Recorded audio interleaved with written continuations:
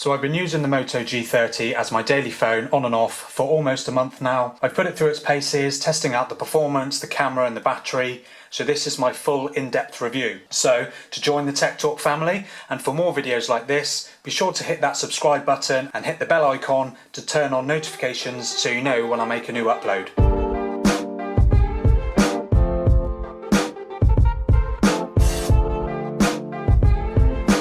Before I get into my experience with the phone, I'll just quickly run through the specs. So if we start with the display, we have a 6.5 inch 90Hz HD display with a resolution of 1600 by 720. This has a pixel density of 269 pixels per inch. So unfortunately, it's not a very high resolution display. And in 2021, I would have thought that these displays would be pretty few and far between, especially given other phones at this price have full HD displays. But nevertheless, it's perfectly usable, enough detail for most people while surfing the web and watching a bit of video, and the addition of that 90Hz refresh rate does soften the blow a little bit. But sadly for me, I do still notice the difference. There are minimal bezels around the side and on the top, but there is a considerable chin on the bottom there, and up the top there is a nipple notch which houses the 13 megapixel f2.2 selfie camera, and just above that is the earpiece. My experience with the selfie camera unfortunately isn't particularly great. Whilst video isn't too bad, I have found that still photos are not great quality. More often than not, they are overexposed, blowing out the highlights and not retaining a huge amount of detail. So, like I said, video is better. It seemed to handle trickier conditions a little bit better,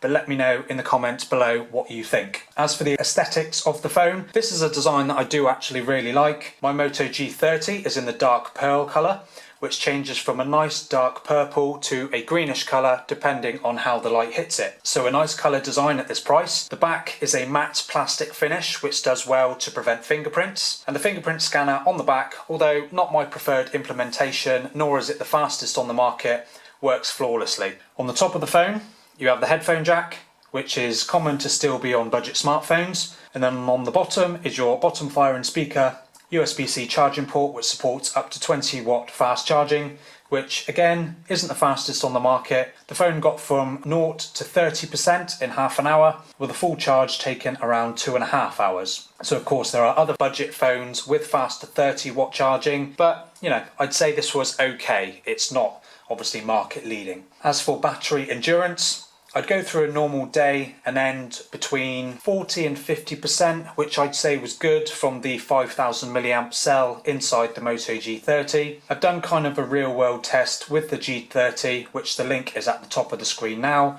so be sure to check that out too. So let's talk a little bit about performance.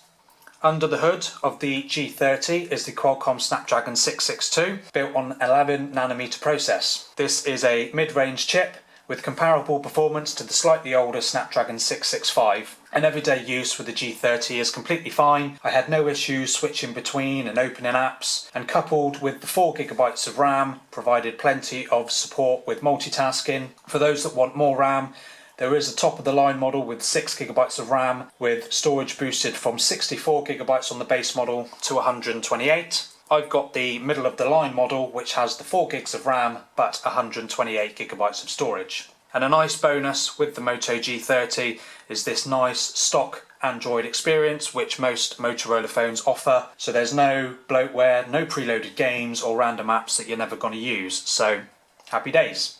And last but not least, let's quickly dive into the Motorola G30's camera tech. So for the main camera, we have a 64 megapixel quad pixel sensor with an f1.7 aperture, shooting out 16 megapixel photos with good colour and detail. This is supported by an 8 megapixel f2.2 ultra wide camera with a 118 degree field of view. As to be expected, these are less detailed with slight colour shift, but in bright conditions, perfectly usable. And then the last two cameras are the unfortunate 2 megapixel macro and depth cameras, which don't serve much purpose. Low light, unfortunately, is where this camera really falls down. Even in a slight drop in light, the photos just fall apart. Huge loss in detail with plenty of grain and a muddy look. Night mode does help a little bit, but still doesn't do much to improve the overall image quality. Video tops out at 1080p at either 30 or 60 frames per second. So that's my in-depth review of the Motorola G30.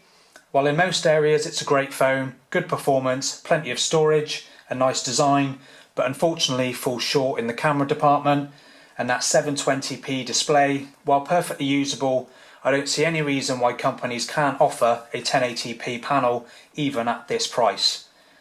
There's stiff competition from other phones that I've tested, such as the Redmi Note 10, Realme 7 and Poco X3 Pro. There are also budget 5G devices such as the Xiaomi Mi 10T Lite, Realme 8 5G, which I have a review video of that coming very soon, and the Redmi Note 9T, as well as Motorola's new Moto G30, which I haven't managed to test yet. So, would you pick the Moto G30? Do you have one? Let me know in the comments. Also, if you like what you see, consider subscribing to the channel and turn the notification bell on so you're notified when I upload more videos. Until next time, see you in the next one.